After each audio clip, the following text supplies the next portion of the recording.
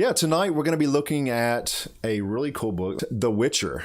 So this is an IP that is actually owned by CD Projekt or CD Projekt Red. I somewhat pay attention to what's going on in the video game universe just a little bit.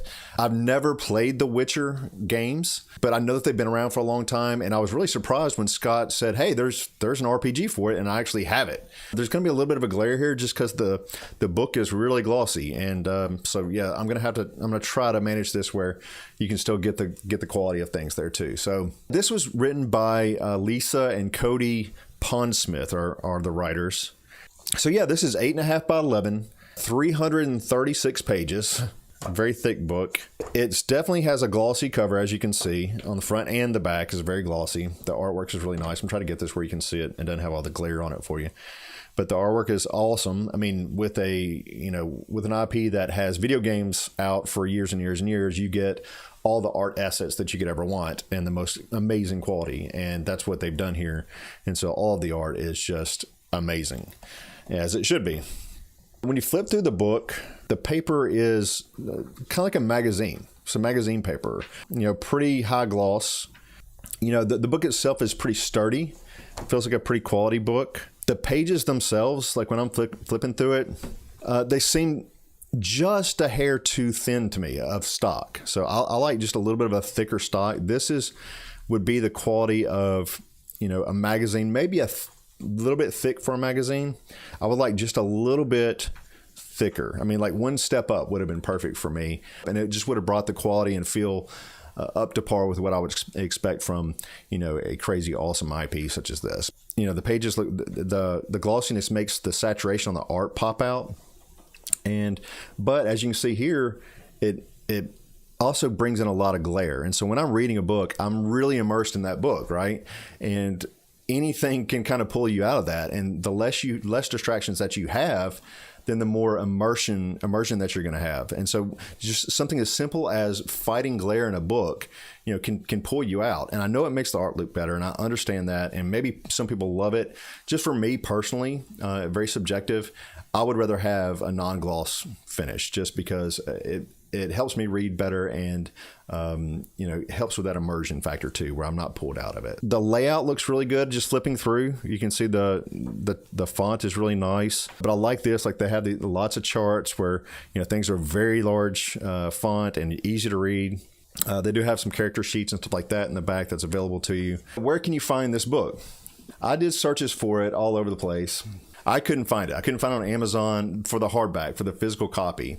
The only place I could find it was on RPG, and this is in a PDF version. Okay, so they have a PDF version available on RPG for $25. Just back on September of this year, somebody asked, where can I buy a physical copy? And the publisher answers, we don't have a physical book in wide distribution yet. We'll announce when we do. I did kind of break that down. So for the hardback, like price per page, for a hardback book, I broke it out to, if it was $45 divided by 336 pages, that'd be about 13 cents per page. And that's pretty good.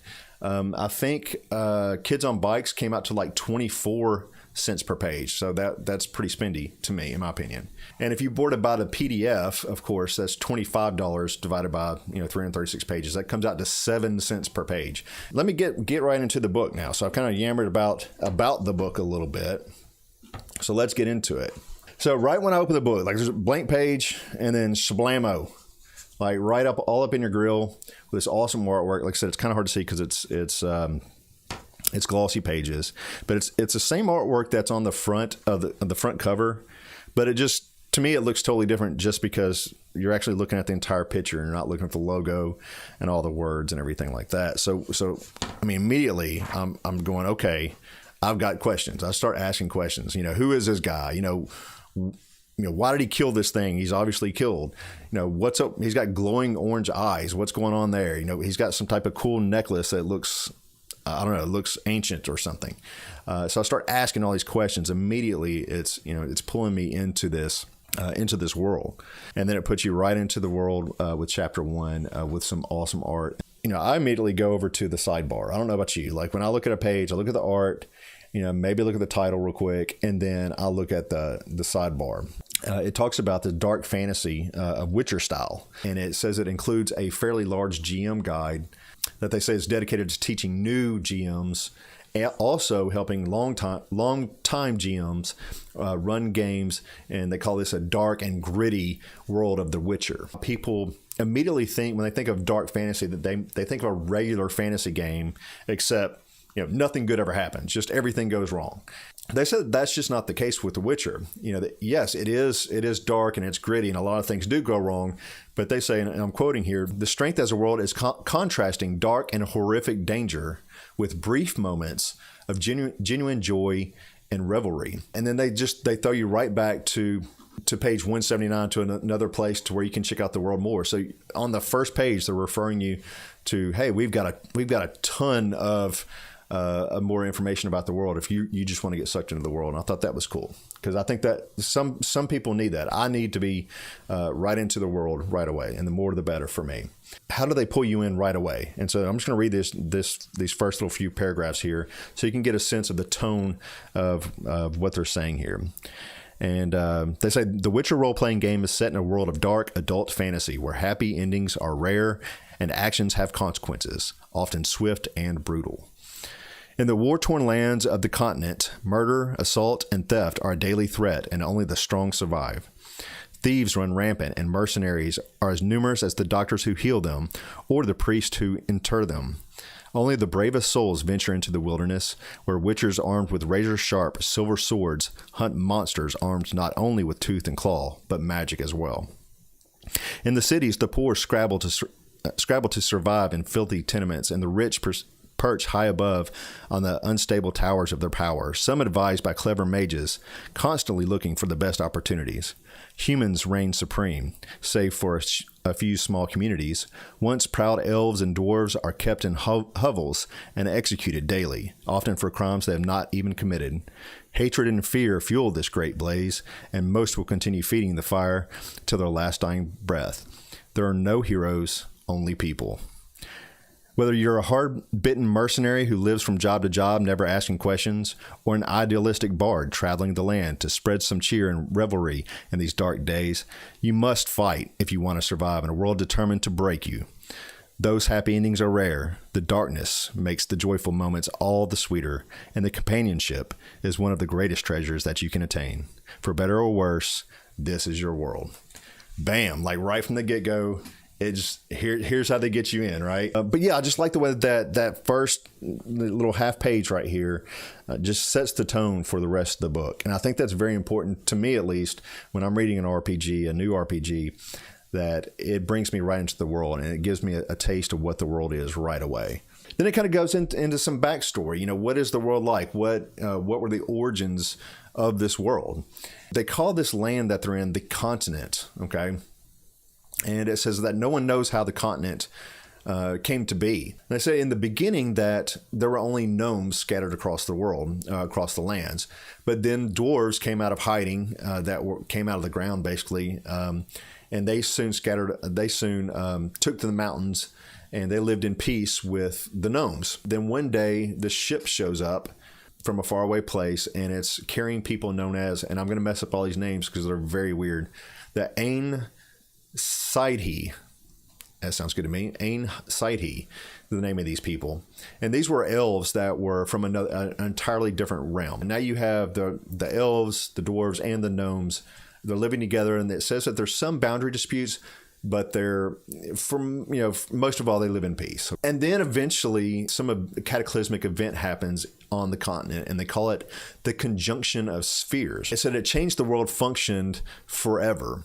These realms collided with other realms, and they tore rifts where hundreds and hundreds of creatures of all types of realms spills out, along with this mystical force that the locals called chaos, or some others called magic. So it was a really perilous time, and all these creatures and monsters came through these rifts. These witchers were created by humans once kind of humans get into power, and it says that they're trained for years and sent out every spring to wander the continent, and they're looking for these monsters and they're hunting them. That's their job, is to hunt these monsters down, and also save the townsfolk from curses. The townsfolk they loved these witchers, right? They loved them because they went out and made their countryside safe by just killing these monsters and then curing them of curses. However, they were really scared of them as well because they're very powerful. The witchers were very powerful and very highly trained. They kind of stuck to themselves. They didn't get into politics or anything like that.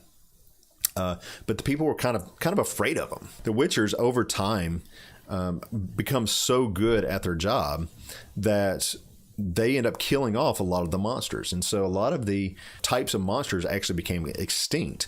And a lot of the curses that were flooding the land were mostly cured. And so the need for witchers started to lessen.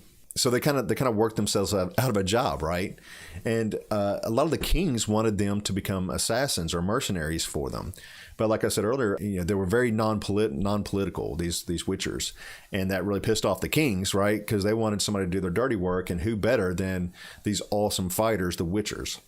But they wouldn't do it. So the kings kind of turned on them and made them hated all over the realms, and they were declared more dangerous than helpful because there weren't a lot of monsters left anymore. The witcher schools were assaulted and destroyed by these kings, and a lot of the witchers have died, or they've gone into like serious hiding, so that they can avoid the lynch mobs or being executed and those type of things. There's a lot less witchers now, almost none of them, and almost none of them are doing their jobs because they don't want to be seen doing it.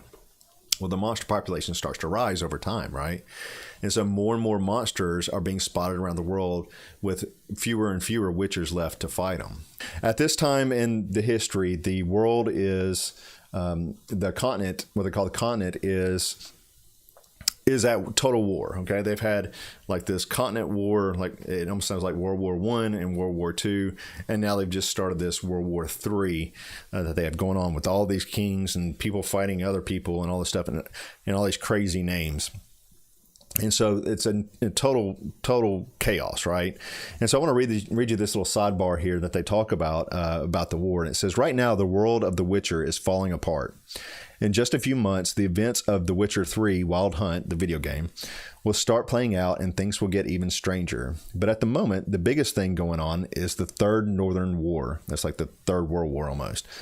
This war makes an amazing backdrop for almost any story. You can be running from the front line, fighting in the major battles, smuggling gear to resistance fighters, or any number of other things. The only thing you'll have a hard time doing is ignoring the war. The Third Northern War changes just about every facet of Northern life and even manages to affect the people in the far South who are drafted to fight and must pay increased taxes to fund this massive endeavor.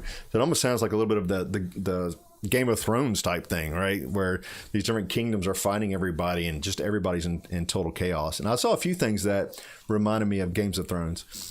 But let me stop right there real quick, because one of the things, and this might be normal for everybody else that is into the RPGs and reads a lot of fantasy. I've only read a little bit of fantasy, a couple of the Drizzt novels. These weird names, man, like it pulls me out personally. Maybe if you're used to reading it, but these weird names with like 10 consonants in a row and like 3 vowels in a row, like A. Man, come on, like, can you not just give it like Black Wolf or something like that? The names of the groups and the places and all that, to me, just it's too much. Like, it pulls me out because it's harder for me to remember, Vismikala versus the Northern Wolf River or something. But yeah, overall, I mean, first impressions are super cool. I'm very excited about the book. Besides just some of the subjective complaints that I talked about earlier, the page thickness just could have been just a little bit thicker. Each page, it's not bad, but just a little bit thicker for me. And then take off the glossy finish. Like, I don't like that gloss glare. Like, that pulls me out of the immersion to me when I'm trying to read, and I'm constantly have to move the book and all that. That drives me nuts, and that pulls me out of the immersion. I'm really excited to learn some more about the game. After this, it gets into right into these different main characters, and it kind of talks about these different characters, and it has stats for them all: skills and intelligence, dexterity, speed, will, luck, all these type of things. Tons of skills with all point values. I'll get into the mechanics. The only thing it's really talked about mechanics so far is it says the dice that you need. You will need just a 10, it doesn't say A, it says you'll need 10-sided dice and 6-sided dice to play the game. So yeah, after that, it kind of goes over these main characters, and then it starts talking about the different races and character creation. And that's what I'm going to be talking about on next time, is the character creation in this game. I think it's definitely go out there and get it. Just, if nothing else, throw it on your shelf. It's just one of those that looks incredible. So even if you never play it.